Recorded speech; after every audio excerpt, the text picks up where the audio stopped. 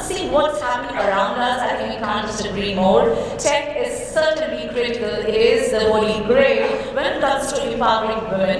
And to tell us more about just that, we'll be roping in a distinguished speaker who's had a distinguished career at the World Bank Group, ladies and gentlemen, and has served for several years as Director of Global Partnerships for the International Finance Corporation, that is IFC, the private sector arm of the World Bank Group, which has developed and expanded innovative partnerships with public and private sector and so much more.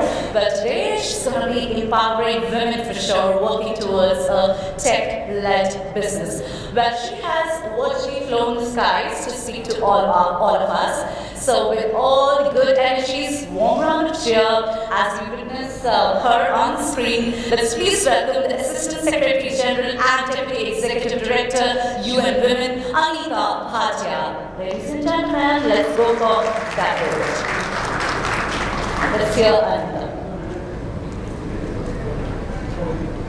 Greetings everyone. My name is Anita Bhatia and I'm the Assistant Secretary General of the UN and Deputy Executive Director of UN Women. I am privileged on behalf of UN Women to share with you today some reflections in front of some of the most accomplished leaders within business and technology in India today, who also happen to be women.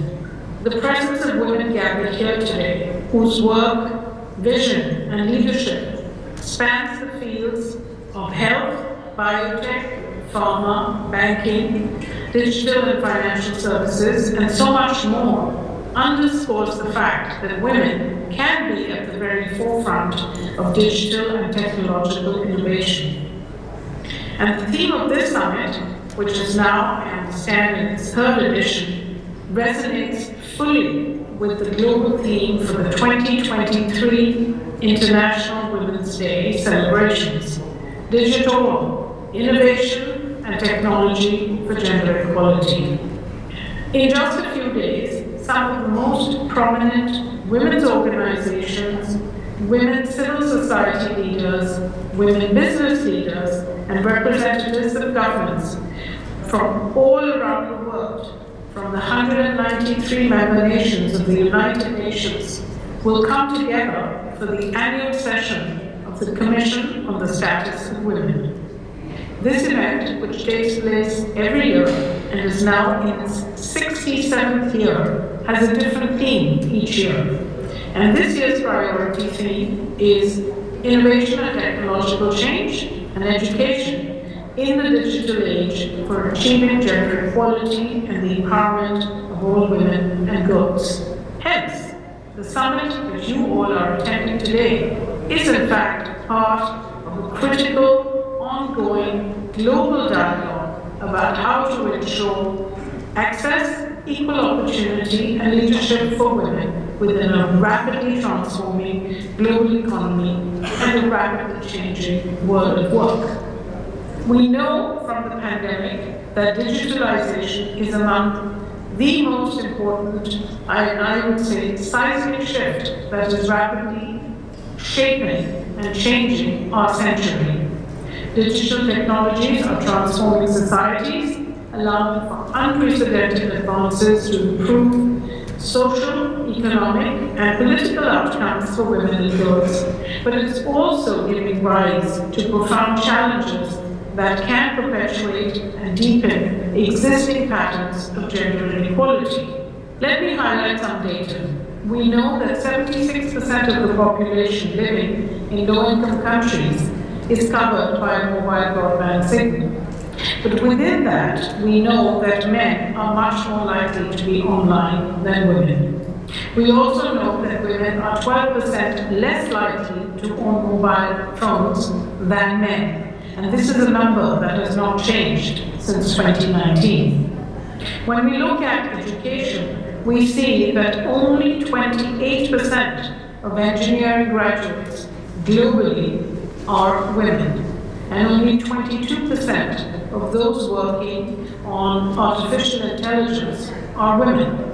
And while this varies from country to country, we know that across the globe, girls do as well as boys in science in most countries, and much better than boys in many. A survey on women journalists from 125 countries also showed one of the less appealing aspects of digitalization, in that 73% of female journalists reported that they had experienced online violence in the course of their work, and 30% said that they actually self-centered in response. Male journalists rarely face the same issues of cyberbullying and cyber harassment that women do. And we also see that women in political life face cyber trolling, cyberbullying, and cyber harassment at levels that are unheard of for male politicians. Given the kind of barriers that women face in the access and use of digital tools, a complete dependence on digital infrastructure without adequately addressing all aspects of the digital gender divide runs the risk of further marginalizing women. Thus, technological innovators and leaders gathered here today have three tasks. First, boldly seize the emerging professional opportunities within this fast-transforming technological landscape. Second, join hands to actively shape this landscape so that it becomes more gender inclusive and gives other women access to these new opportunities as well. Three, recognize and make full use of the opportunities for leadership in the creative use of technological innovation for social impact.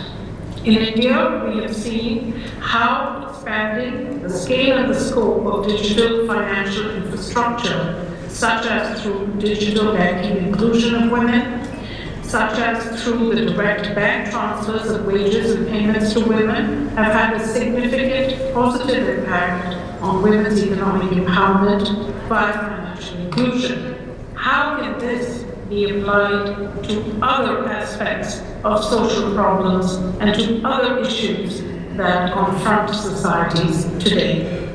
In fact, technology itself can facilitate our collaboration around challenging and taking on these large social problems. Through social media, online fora, and virtual engagement, women can connect with each other, learn about new opportunities, support and mentor each other, and participate in global discussions. Each and every one of us has the chance to leverage digital technology to strengthen our networks, to use platforms to amplify voices that were previously marginalized, and to highlight long-standing issues that are not discussed enough, such as inadequate representation in leadership positions and in decision-making fora, issues such as workplace harassment, issues such as the gender gap in pay, issues such as toxic, exclusionary work cultures. All of these are issues that also have to be addressed if we truly want to leverage the potential of technology. We need a paradigm shift, and we need to reassert human agency over technology, and we need to explore avenues to adopt a human-centric approach to digitalization with feminist principles of inclusion, intersectionality, and system change at its core. Finally, I would ask that each and every one of you consider becoming commitment makers to UN Women's Action Coalition on Innovation and Technology for Gender Equality.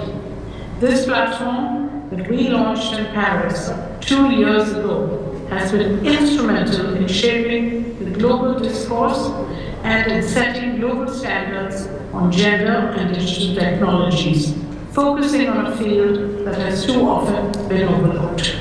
I would ask that you consider becoming part of this global community of partners who care deeply about generating new insights into gender equality and technology focused on the women who are being left behind and are most deeply impacted by the digital gender divide.